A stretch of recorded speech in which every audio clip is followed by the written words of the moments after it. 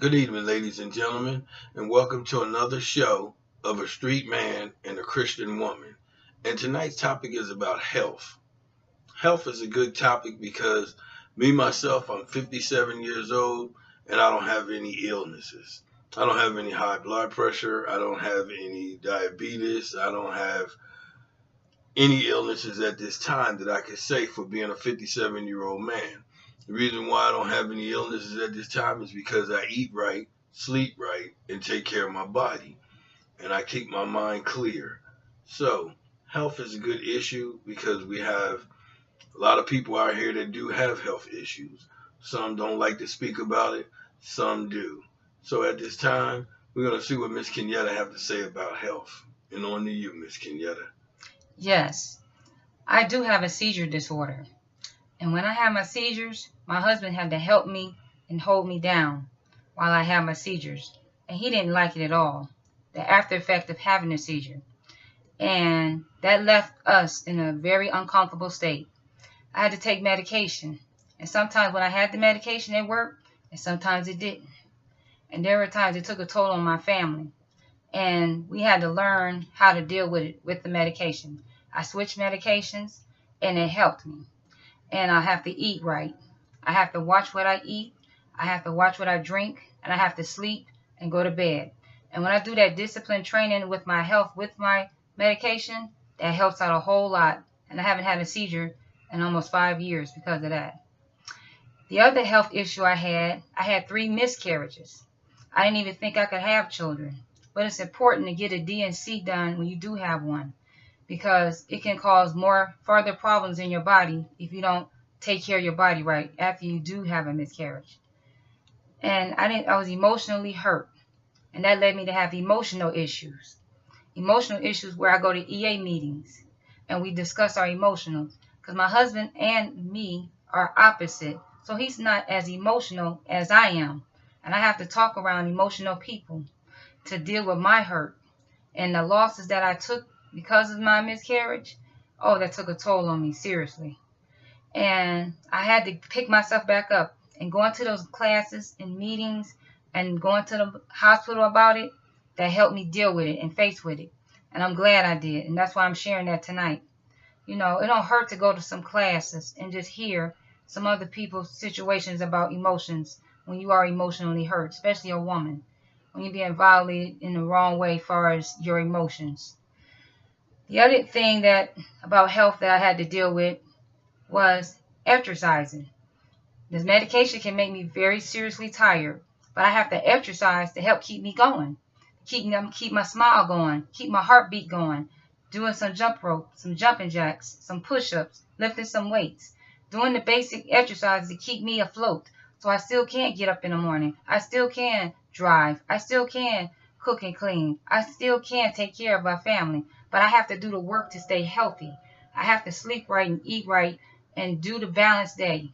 Do it and eat right is very important. Not eating a bunch of junk food like pizza, candy, just a whole bunch of non-nutritionist food. You got to eat, I eat green vegetables. I make health smoothies healthy.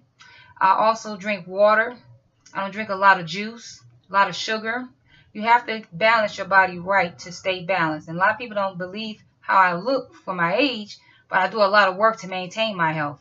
And it's very important to me because my fuel is my health. And a lot of people take it for granted. Oh, I can have a drink here and there, or I can eat out. Yeah, you can every now and then, but you just remember there are consequences when I don't eat right. And that's what I've been dealing with for a long time in my life. And my husband, he has to eat right as well. He has to eat cooked food. We both can't eat the way we used to eat. We used to eat pizza, junk food, but it wasn't healthy for us at all. And that's why I'm willing to share with you all the things that did happen to me. And letting other people know helps. It really helps. Because so many people just look at you and think you have it all together, and you could be having a bad day. Your medication could be making you sleepy. Your medication can make you want to go to the bathroom all the time. And it's just side effects of the medication that I have to deal with, that my husband don't always see all the time. Sometimes he may say, like, you look tired, but I got to help push myself in a direction and help me see that you can get through this. You can get up in the morning. You can lift that weight. You can eat this. I'm not saying you can't eat at all, because we do go out and he do give me a drink every now and then. But that's okay. Just not all the time. Not every week, you know. Don't burn yourself out. And realize you want a future. You want to grow with that person.